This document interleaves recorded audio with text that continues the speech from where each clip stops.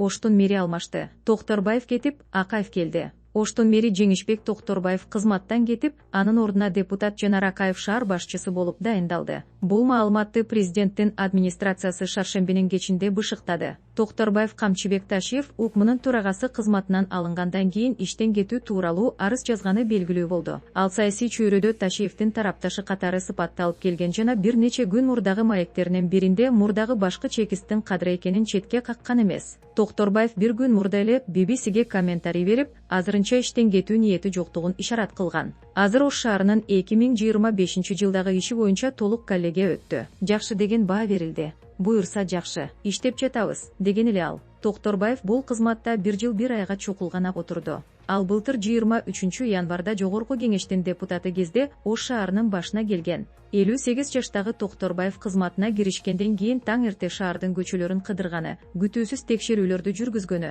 жолдорду кеңейтүү үчүн мыйзамсыз курулуштарды сүрдүргөнү менен көпчүлүктүн көңүлүн бурган. Андан тышкары анын айрым кызматкерлерди кескен сындаган сөздөрү коомчулукта түрдүү пикирлерге жем таштаган. Күтүүсүз отставкадан кийинки өзгөрүүлөр 10 февралда президент Садыр Жапаров өзүнүн узактан берки саясий үзөңгүлөшү досу Камчыбек Ташиевди Улуттук коопсуздук мамлекеттик комитетинин Улуттук коопсуздук мамлекеттик комитети төрагасы кызматынан бошоткон. Германияда дарыланып жаткан Ташиев бул чечим күтүүсүз болгонун айткан. Ал 13 февралда Кыргызстанга кайтып келип, кайра 17 февралда өлкөдөн убактылуу чыгып кеткен. Президент Жапаров Ташиевди кызматтан алууга Жогорку кеңештеги айрым депутаттык топтордун эл өкүлдөрүн президент тарап жана генерал тарап деп бөлө баштаганы. Андан соң айрым аксакалдардын президенттик шайлоону мөөнөтүнөн мурда өткөрүү демилгелери негиз бергенин айткан. Жапаров 16 февралдагы соңку маегинде Ташиев менен жолукканын, ал менен дос бойдон кала бери турганын, бирок ал кандайдыр бир мамлекеттик кызматка келбесин кошумчалаган. Ташиев Кыргызстандан чыгып кеткенден бери соңку окуяларга байланыштуу комментарий же интервью бере элек. Ал кызматтан алынгандан бери өлкөдө бир катар кадырдык өзгөрүүлөр болуп, Жогорку кеңештин төрагасы алмашты жана УКМнын бир катар аймактык башчылары кызматтан алынды. Кеминде 3 министр, транспорт жана коммуникациялар министри Абсаттар Сыргабаев, өзгөчө кырдаалдар министри Бообек Ажыкеев, жаратылыш ресурстары, экология жана техникалык көзөмөл министри Медер Машиев иштен бошотулду. Коомчулукта Сыргабаев менен Ажыкеев Камчыбек Ташиевдин узак жылдардан берки санаалашы катары мүнөздөлүп келген. Ошондой эле УКМнын Бишкек шаары боюнча башкы башкармалыгынын мурдагы жетекчиси Элдар Жакыпбеков баштаган айрым күч кызматкерлери коррупцияга шектелип кармалды. Азырынча аларды коюлуп жаткан айыптар боюнча пикири белгисиз. Мындан тышкары президенттик шайлоону эрте өткөрүү тууралуу кайрылууга кол койгон 75 адамдын 5-өө жапырт башаламандыкка байланыштуу айыптар менен 2 айга камалган. Алардын айрымдарынын жакындары мындай айыпты четке кагып, кармалгандардын башаламандык өткөрүү ниети жоктугун белгилешкен. Оштун жаңы мэри Жанар Акаев ким? Жанарбек Акаев Жогорку кеңештин 3 жолку чакырылышынын депутаты. Ал буга чейин шаар башчысы сыяктуу аткаруу бийлигине караштуу жооптуу кызматтарда иштеген эмес. Акаев 1986 жылдын 13 декабрында Ош облусунун Алай районуна караштуу Кабылан көл айылында төрөлгөн. 2011 жылы Ош мамлекеттик университетин журналистика адистиги боюнча бүтүргөн.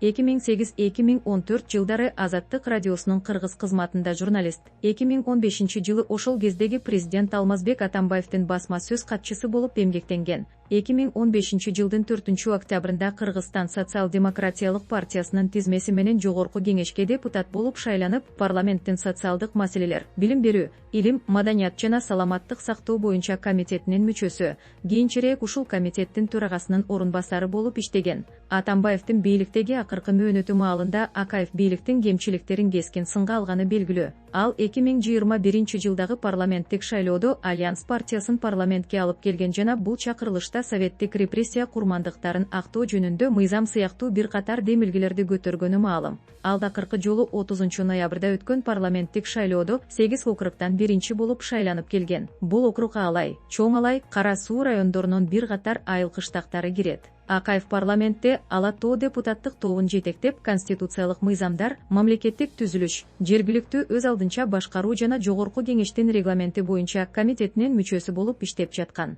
Жаңы мэрди эмне күтөт? Ошун Кыргызстандагы эң ири экинчи шаар. Соңку 5 жылда бул калаада ушуну менен 4-мэр алмашып жатат. Расмий түрдө 1,5 миллиондой калкы бар шаарда таза суу, туш келди салынган курулуштар сыяктуу бир катар инфраструктуралык көйгөйлөр көп экени белгилүү. Буга чейинки мэр Токторбаев ишке киришкенден бери Оштун бир катар аймактарында мыйзамсыз курулуштарды бузуу иштерин жүргөн. Калктын бир бөлүгү муну шаарды иретке келтирүү аракет деп сыпаттап, колдоого алышса, айрым активисттер бул процесс тургундардын укугун бузуу менен ишке ашканын белгилешкен. Шаар өзгөрдү, жолдор кеңейди, ак бууранын корук зонасы бошотулду. Бирок кандай жол менен? Адам укуктары жана башка мыйзамдардын одоно бузулушу аркылуу. Бүгүнкү ошум кара түстөгү имараттар жана дубалдарга кызыл менен жазылган снос деген жазуулар. Эртең мэр кайсы көчөгө басып келип, сүрдүрүлсүн деп айтат экен деп коркуу сезиминде жашап калдык, деп жазган бир күн мурда укук коргоочу Гүлгакы Мамасалиева. Токторбаев азаттыкка курган соңку маегинде снос атка конгон бул жараян азырынча токтогонун,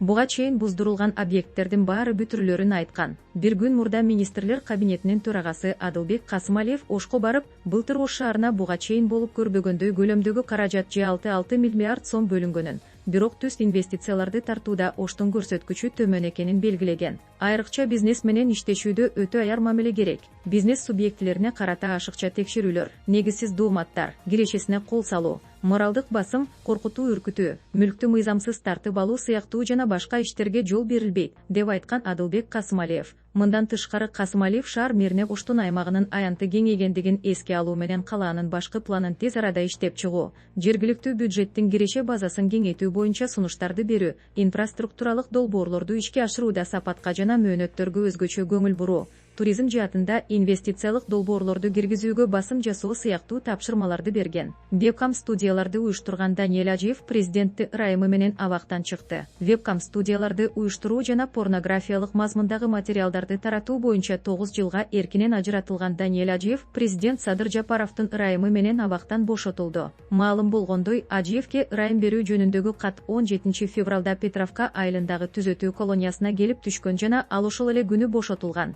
Бишкектин 1-май райондук соту 2024 жылдын жайында Даниэль Ажиевди бир катар оор беренелер күнөөлүү деп тапкан. Ал кылмыш жаза кодексинин 160 сойкулукту жана ыпластыкты интернет тармактары вебкам студиялар аркылуу уюштуруу жана аларга көмөктөшүү, 161 порнографиялык мүнөздөгү буюмдарды таратуу, 261 уюшкан топту түзүү же ага катышуу жана 215 беренелери алдоо же ишенимге кыянаттык кылуу жолу менен мүлктүк залал келтирүү боюнча айыпталган. Ага 220 000 сом айып салынган. Ошондой эле анын 262 миллион сомдук мүлкү батирлер, үйлөр жана автоунаалар конфискацияланып, мамлекеттин кирешесине алынган. Тергөөнүн маалыматы боюнча, ал трансулуттук кылмыштуу топту түзүп, атайын студияларда интернет аркылуу интимдик кызмат көрсөтүлүп турган. Тергөө маалыматына ылайык, Даниэль Ажиев тарабынан түзүлгөн платформалар аркылуу топтун мүчөлөрү чет өлкөлөрдө да интимдик кызматтарды көрсөтүп, ири киреше таап турушкан. Бул ишке кыздар тартылганы белгилүү болгон. Күч түзүмдөрү операторлор 18-25 жаштагы 300гө жакын жарандан туруп, 3 нөмөт менен иштегенин кошумчалашкан. Ошондой эле Укманкаде аттуу жаран акча талап кылуу фактысы боюнча кайрылган. Анын айтымында, ал вебкам студияда оператор болуп иштеп, иш тартибин бузгандыгы үчүн администратор тарабынан психологиялык басымга кабылган. Администратор аны физикалык түрдө жазалайм деп коркутуп, $2000 талап кыла баштаган. Даниэль Ажиев 2023 жылдын июнь айында Өзбекстан аркылуу Бириккен Араб Эмираттарына качууга аракет кылып жаткан жеринен кармалган болчу. Аны менен кошо дагы бир адам 8 жылга соттолуп, 4 жылдык пробациялык мөөнөт менен бошотулган.